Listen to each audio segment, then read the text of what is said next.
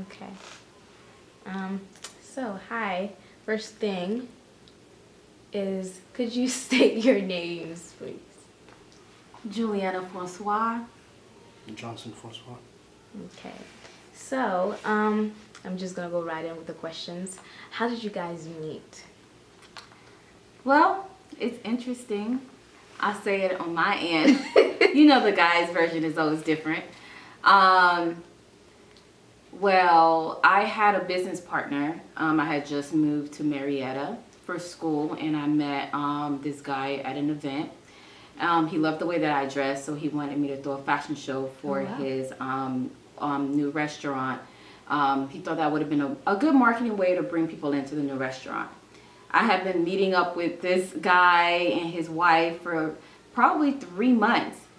And within those 3 months, supposedly Johnson was there, going in and out, but I never bumped into him or saw him. Oh, wow. That's what's strange about it. Until this one time, I had to go pick up a friend of mine's, and then he called me last minute and said, hey, we're having a last minute meeting.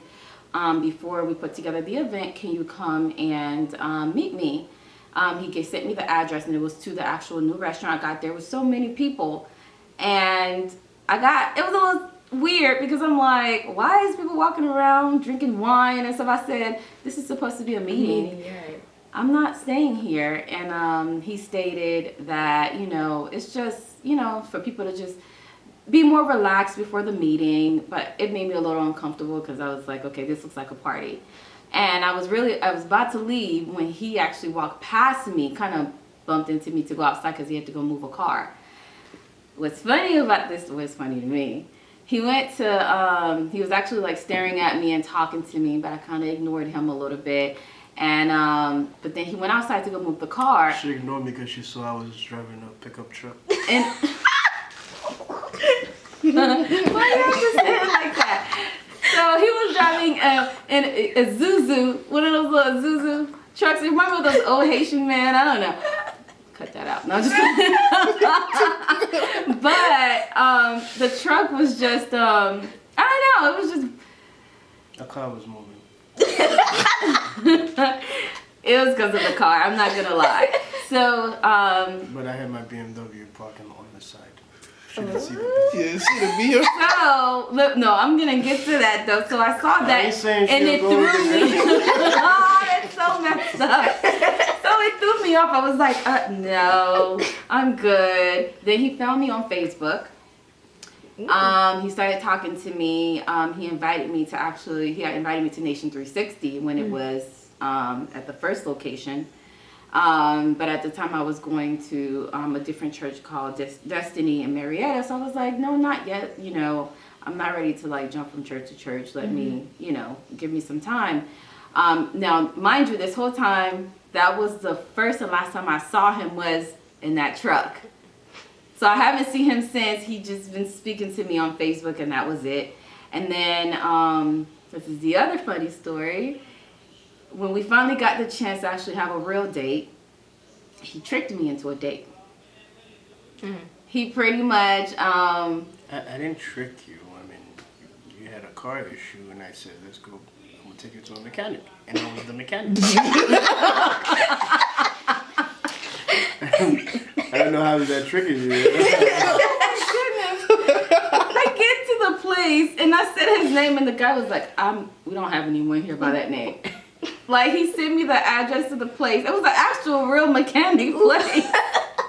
But the guy was like, we don't have anyone. And it took him a while to get there. And I kept calling him, like, where are you? He was like, well, since I just got here to this side of town, because he's coming from Peachtree Corners and he's going to Marietta. His friend already had the first restaurant. So he said, meet me at the first restaurant. Maybe we could just grab dinner. Hint, hint, So I ended up meeting him at the restaurant. He showed up looking all nice and clean, his little BMW. And we ended up having dinner, but then it hit me later on that night, like, this guy tricked me. Like, he had me come all the way this way just so he can take me out to dinner. So that's how we met. Of course, a few years later, a friend of ours, she actually was tagged to some pictures with me. And she showed me pictures, and she was like, this is after we're married. She was like, this is going to blow your mind. And when I saw the pictures, Johnson is standing next to me in every picture at all these different events. Wow. Not once did we speak to each other or notice each other, but we're standing next to each other at different like networking events, just different stuff that was happening in Atlanta, like Haitian events, and we're right beside each other, like at least 3 different events. So it was meant to be. It's just it had to be God's timing. Just letting y'all know this was only the first question, and that was 15 minutes. Wait, I have one question. Did he ever fix your car? Well, he did. He took my car. He left without saying anything to me. I walked outside and he told me, he called me, he said, by the way, your car is no longer outside. I left my car with the keys in it. You can drive my car around till I get your car situated. So for like 2 whole weeks. For like 2 weeks, I had his car, which was no problem. I was showing up everywhere like that was my little BMW. So it was cool. That's so sweet. What about you? Do you think that's the story? Do you want to add to it? No, it's the story. Yeah. You know, my side could be more drastic. Yeah, I'm sure. Okay. So I feel like I had an idea what your first impression was of him. But would you like to kind of tell me a bit more before you saw the truck? What was your first impression of him? Why is he staring at me so much? I mean, it was one of those. She liked me the moment she said That's what he said. That's what he said. But when I first saw him, it was one of those. She didn't tell you. Before she saw the truck, she was already dancing with me. I did not say that. That's true. And that song, actually, literally, we kind of ran into each other. That's the song that we danced in our wedding as well. When we ran into each other, the song played, and he just grabbed me and started dancing with me. And that was a really special moment, and it became our song. So. Smooth operator, you know. But now, the thing that I think she missed out on a lot of things, but throughout the whole time that we were there at the spot, there was a lot of like, you know, connections, but it was like, okay, who's gonna make the move? Who's gonna talk? Kind of like connections, like, you know. And of course, as a woman, she's not gonna step up to me, whatever. So eventually, I was like, let me do it. You know? So I stepped up. But I know it was something special about her the moment I saw her. There was a lot of people there, but she was like the only thing there, so. That's so sweet. The only person there, so that was kind of different. That is so sweet. And I was at my prime. I had a 6-pack back then. No, you did for real. I ruined it. Aww. After, how long after that did you guys get married? Well, he asked me to marry him 6 months after. No, that was a year after. No, it wasn't a year, babe. It was a year after. Almost a year after. After meeting you that day. Yeah. So Yeah, that was a year after, exactly a year after. a year after I proposed, and we got married. You asked me to marry you in November of Thanksgiving, and then we got married in May. Oh, wow. Mm-hmm. Could you guys describe your wedding day in 5 words? Or at least 5 words. I know it's usually tough. You don't have to go on the honeymoon, just the wedding part. I'll let her go first and I'll go second. Exciting, scary, stressful, nauseous a lot of times because I was pregnant. So it was a lot. It was just a lot going on. Yeah. I don't know I'm trying to find the right words. It was a lot going on around it, but it was it was a beautiful experience. Like everything wrapped in one, it was just beautiful. If I could use one word, it was a beautiful experience. Beautiful.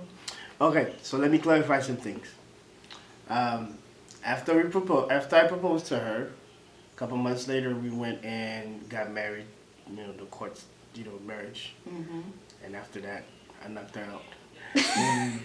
And after that, we had the ceremony. Just want to clarify that. Oh yeah, we did the court. We did do two things. So we were married. No, because at the time we didn't know for sure if we were going to do an actual wedding. Mm-hmm.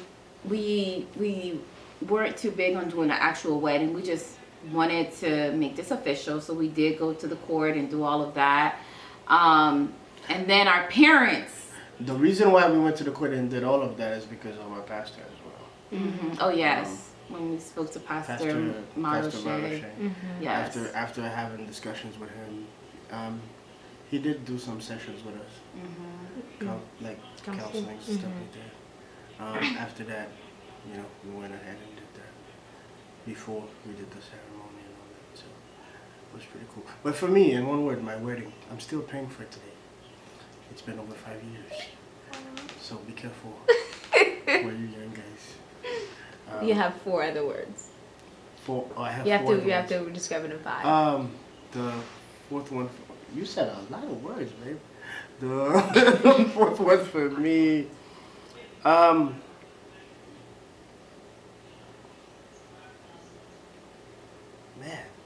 I'm trying to think right now.